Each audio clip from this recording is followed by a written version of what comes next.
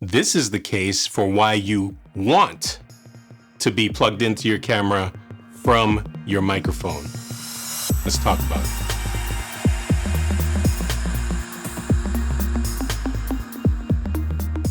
So I posted a video recently where I spoke about why you would not want to have a Video Mic Pro shotgun microphone plugged into your camera, because if you don't plug it in correctly, you're not going to get anything at all.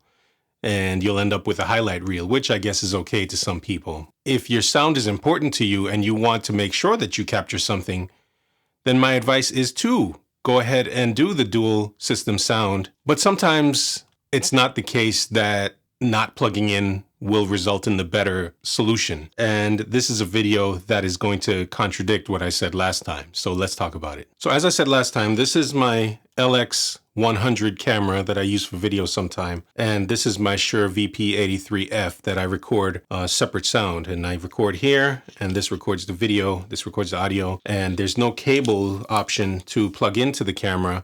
So I'm left with dual system sound that I have to sync later in post. There are those times, however, where something like this is not going to give you the best result, and you may want to go ahead and take the chance of plugging in from your microphone into your camera. Case in point, I had the Blackmagic Pocket Cinema camera. Matter of fact, I had two of them, so I could use two cameras for my interviews, which I would always have two audio sources recorded into the two separate cameras so I can have options. One was mono, one was stereo.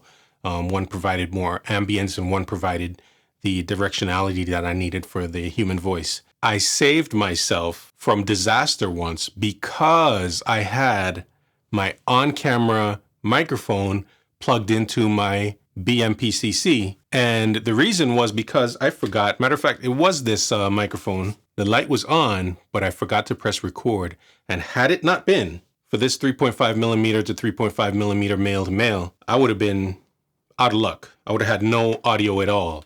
So the camera actually recorded clean audio, as clean as it could. And I didn't have any audio in this. And that was forgetful on my part. And I know all these things are user error, operator error, but it's something that we need to talk about so that way you don't find yourself on a job doing your own videos and you cause yourself a nightmare. Or you cause yourself to have to just redo the whole thing. It saves time. So you got to get it right. And in this particular scenario, this problem was resolved for the same reason that it was caused in the other video. Yeah. So, you have to go with something and hope it works, right?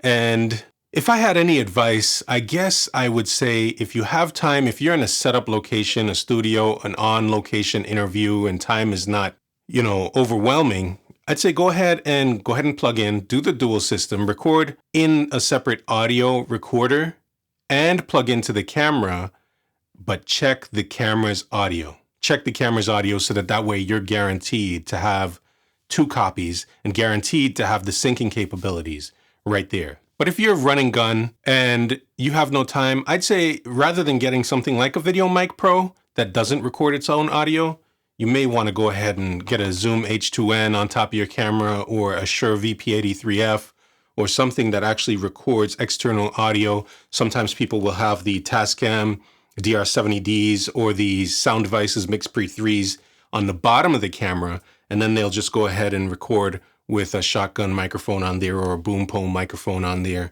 and the sound is recorded separately on the bottom of the camera.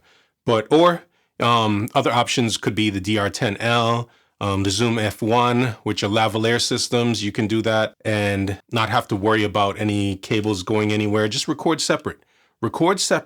Syncing is easy. At the end of the day, just make sure you get it right because you don't want to be wasting time. Think about it.